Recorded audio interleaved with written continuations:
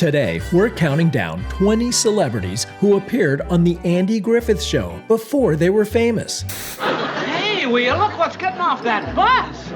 Some appeared as major guest stars, while others played small supporting characters. You'll probably remember some, but I bet you'll be surprised by many of the famous celebrities who visited Mayberry during the classic show's original run from 1960 to 1968. Of course, we're not talking about series regulars like Andy Griffith, Don Knotts, Jim Nabors, or Ron Howard. Nip it in the bud. We're only looking at those who popped up once or twice, or perhaps a few times in different roles. Let's count them down.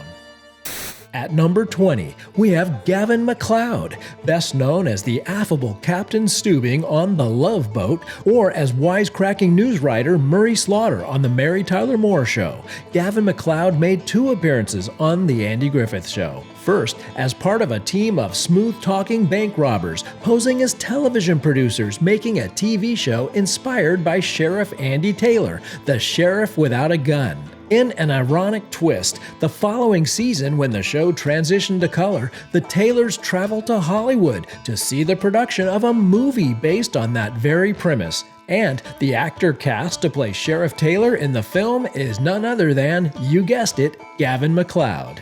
I think they're planning on springing Harry out of jail. They'll have to kill me first. I think that's what they got in mind, Sheriff. Coming in at number 19, it's George Kennedy.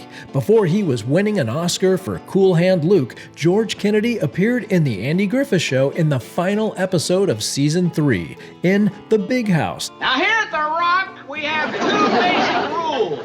Kennedy plays a state police detective who Barney mistakes as a bank robber. Another classic case of Barney's overzealousness leading to a mishap at the Mayberry jail. Instead of capturing 2 more, you've now lost all 4.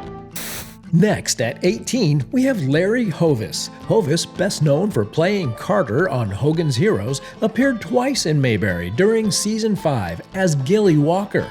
First, it was in Goober Takes a Car Apart. Speed, speed, speed. That's all he ever thinks about. Don't tell me how to drive, Goober. And later that season, Hovis shows up again in The Case of the Punch in the Nose, reporting that Goober punched him in the nose after Barney's reopening of an old case creates havoc in the town. Goober came out of the office and he hit me right in the nose. At 17, we have Kent McCord. Before patrolling the streets of Los Angeles in Adam 12 as Officer Jim Reed, McCord made a brief appearance in an uncredited role in Season 5, Episode 8, Barney's Uniform. But don't blink, you have to be a trained noticer to pick him out in the judo studio when Andy visits Barney's judo instructor. You stop that fight. That man killed Barney.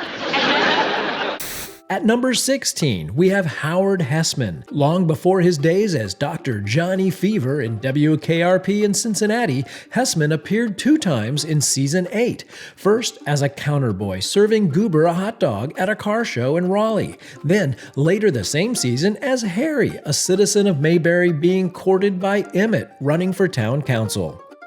Number 15 is Buddy Ebsen. He was already an established actor, but before he struck black gold as Jed Clampett in the Beverly Hillbillies, Ebsen appeared on The Andy Griffith Show as David Brown, a drifter who befriends Opie and becomes a negative influence.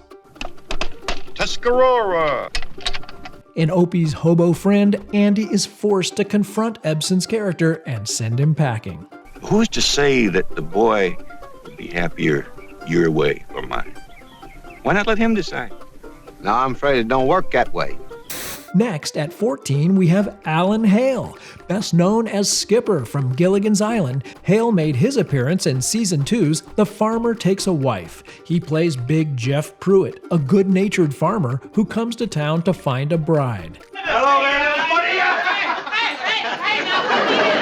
Hale's larger-than-life personality was perfect for the role, and it's easy to see shades of the Skipper in his Mayberry character. You're juicier than a barrel full of corn squeezes. Oh, hi, little buddy. Speaking of Gilligan's Island, at number 13 is Bob Denver. Gilligan himself showed up in Season 4's Divorce Mountain Style, portraying Charlene's husband, Dud Wash, replacing Hoke Howell, who played the character in Season 3. Come on now, Chef. Make up your mind, Sheriff. Tired of this. Oh, you're getting tired. You want to start laying down, buttonhead?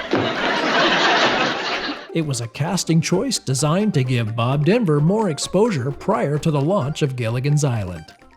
Next up, at number 12, it's Jackie Coogan. Coogan had been a successful child actor. However, as an adult, he would become best known as Uncle Fester on The Addams Family, but not before making a brief stop in Mayberry to run a con on poor Barney. Sheriff, what is this, a joke or something? Number 11, Bill Bixby. Bill Bixby, who starred in The Incredible Hulk and My Favorite Martian, raced into Mayberry in Bailey's Bad Boy. Yeah, I don't want to miss the fun when my dad sends one of his men down here to straighten you out. Bixby's good looks and charm were apparent, making it clear why he became a TV leading man. Next, at number 10, it's Jack Albertson. Before winning an Oscar or playing Grandpa Joe in Willy Wonka and the Chocolate Factory, Albertson showed up in Season 8 playing Aunt Bee's cousin, a globe-trotting millionaire who turns out to be a fraud. Albertson was always great at playing fatherly, charming figures, and this role was no different. Number 9, Sterling Holloway. Sterling Holloway is the unmistakable voice behind Winnie the Pooh, and he appeared in Season 2's The Merchant of Mayberry. When the down-on-his-luck, door-to-door salesman has a run-in with Ben Weaver, Andy and the gang rally to his cause. Yeah, my feet's been troubling me a lot lately, and I got the bursitis in my shoulder from carrying that suitcase around. Got so I can't stand the sound of them doorbells. Holloway's distinctive voice and quirky personality made him a perfect fit for a character actor role like this, and it's a delight for fans to spot him in live action. Next up at number 8 is everyone's favorite Jeannie, Barbara Eden. Before she was Jeannie in I Dream of Jeannie, Barbara Eden appeared in Season 2's The Manicurist. Ring-a-ding-ding. Her arrival in Mayberry turns the town upside down. Eden's natural charm was on full display, and her role was so memorable that many fans recall this episode as one of their favorites. Nature's been good to you. I mean, real good.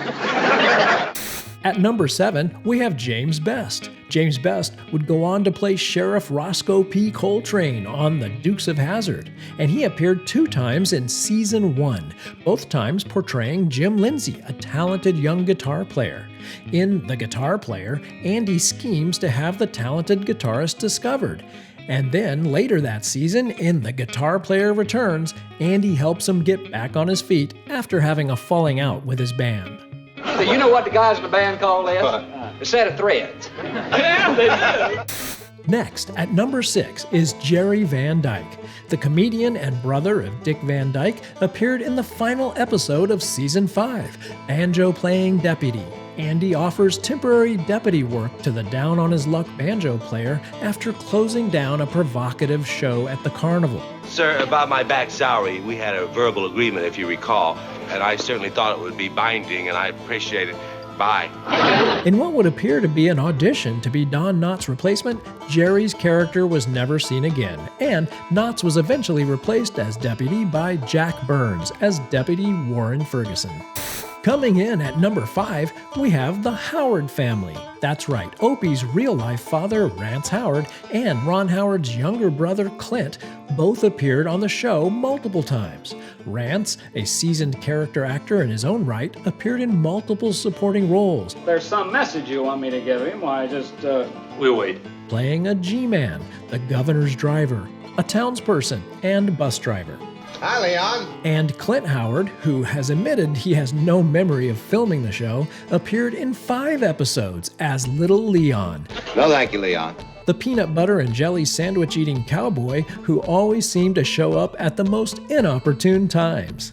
Of course, Clint was soon off to star in his own TV series, sharing the spotlight with a bear in Gentle Ben. No thanks, Leon. Move along, Leon. Let's keep this area clear. Don't loiter around here.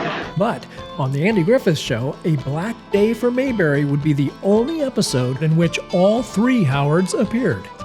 At number 4, we have Jamie Farr, known best as Corporal Klinger on the hit TV series MASH. Jamie Farr appeared in Season 6, Episode 23, The Gypsies. Very good friend, Silvio. As a member of a group of wandering gypsies who put a curse on the town of Mayberry. Now, before we get to our top 3, if you're enjoying this video, click the like button.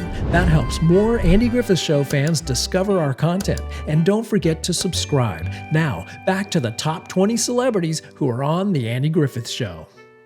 Coming in at number 3, we've got Don Rickles. Legendary comedian Don Rickles guest starred in Season 5's The Luck of Newton Monroe. An opportunity like this doesn't come along every day. Rickles plays a hapless salesman, bringing his signature sharp wit and comedic energy to the role. Sheriff, you gave me the confidence I needed. I found out I'm not inept. I'm apt.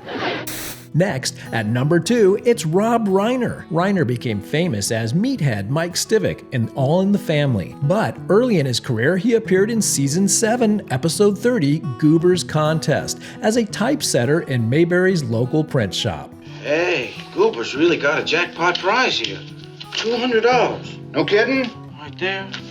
Before we get to number 1, let's give a quick nod to some other stars who made memorable appearances in Mayberry. First, we have Teri Garr in an uncredited role in Season 8's The Wedding as a customer at Goober's filling station. Desperate for a date, Goober invites her to a swingin' party at Howard's revamped bachelor pad.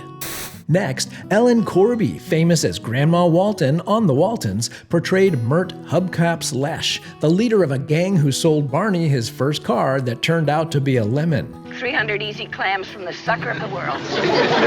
Let's blow. Bless you, Jake. In fact, part of the Lesh gang is another honorable mention, Alan Melvin. Perhaps best known as Sam the Butcher on the Brady Bunch, Melvin showed up no fewer than 8 times in Mayberry in various roles. Sounds like he's got a lot of spirit. That's what we want. Western star Lee Van Cleef from Sergio Leone's For a Few Dollars More, starring Clint Eastwood, appears briefly as a purse thief in Banjo-Playing Deputy. In Season 8, in Howard's New Life, Harry Dean Stanton portrays a depressed proprietor of a Caribbean island store. Another member of the 407th to appear in Mayberry was William Christopher, better known as Father Mulcahy. He portrays an IRS agent in Aunt Bee on TV from Season 6, and the youthful Dr. Peterson in Season 7's A New Doctor in Town.